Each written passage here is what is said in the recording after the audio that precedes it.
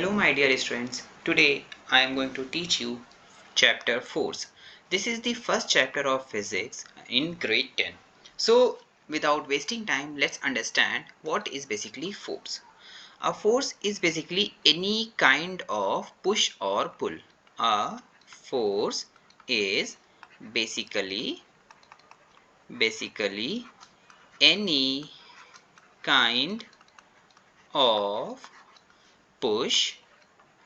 kind of push or pull. What is this push or pull? Like you are just kicking the ball. That means you are pushing the ball to go in the forward direction. You are just pushing the ball to go in the forward direction. Suppose a ball is kept, somebody came and just kicked it hard. So this ball will start to move. That means you have pushed the ball.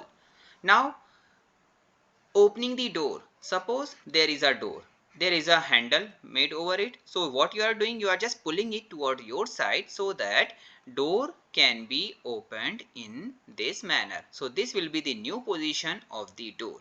So this is what? This is a pull. Any kind of push or pull is basically called as what? Force. I hope you have got the concept of force, that is any kind of push or pull. Now this push or pull can be applied in four ways, or it can cause four kind of thing. What is the first thing? This push or pull, provide it can provide motion to the body. What is the second step? It can stop the moving body. What is the third thing that it can do? It can change the direction. It can change the direction of moving body. And fourth thing that it can do is it can deform the body. It can deform, or specifically, or can change shape and size of the body. Let's understand one by one the effect of push or pull. First effect. Your first effect is basically it can provide motion to the body. It can provide motion to the body. That is the first point. Means anything is kept in stationary position. Once again I am taking the example of football. It is kept on the ground level. A footballer came and it just hit it hard. So what happened? The body will start to move like that. So initially it was in the rest position. Now the body got the motion. How? By applying the push on the football. So the example of providing the motion to the football is basically the first effect of force. That is, it can provide motion to the body. Now come to second thing. It can stop the moving body. Once again, like in playing cricket, a bowler bowls and a batsman bats. Now if there is any catch, in the sky and there is a person who is going to catch the ball, so he just catched it. He just catched the ball. The ball was initially in motion, coming, and then came in the hand of the player. So now ball is in the rest position after taking catch. That means by applying the force, the fielder has stopped the ball. That means this is the example of force can stop the moving body. Now let's take the third example. It can change the direction of moving body. Once again, I am taking the same example of playing football. There are so many fielders on the ground.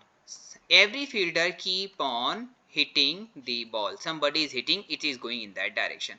Suppose new person got the ball and the person is hitting the ball and the change of the direction is in that way.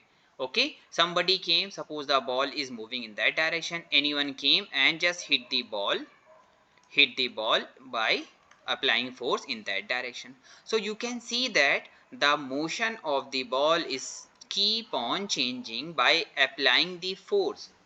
Okay, by applying the force. And how the force is applied? By pushing the ball. So this is the third case of force can change the direction of moving body. Now come to the fourth effect, that is it can deform or can change the shape and size of the body. The very basic example of it is kneading the flour. Everybody has seen that mama working in the kitchen, she keeps on kneading the flour. So what is happening? There is a dough like that in this shape, then a small portion is taken, okay, then it is rolled using the rolling pin and the shape of roti is obtained. So basically what is happening?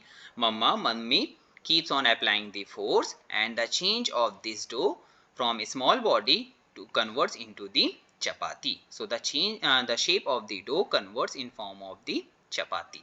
So this is basically the fourth kind of effect. Now everywhere you can see in all the four effects, either there is a push or there is a pull. Either there is a push or there is a pull.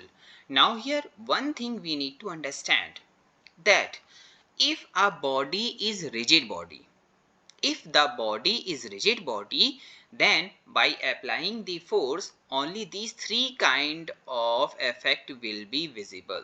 That it can be provided motion, it can be stopped motion, or it can change the direction of the moving body. If body is rigid body. What is basically the rigid body? By the application of force, its shape and size is not going to change. But if it is non-rigid body is there, then these three effects as well as this fourth effect will also be visible, right? That means if a body is non-rigid body, so you can provide the motion to non-rigid body, you can stop the moving non-rigid body, you can change the direction of motion of a moving rigid body, or you can deform the non-rigid body as well. So here that's all for today. I hope you have got all the point. If you have any query, you can mention in the comment section and I'll be giving your answer.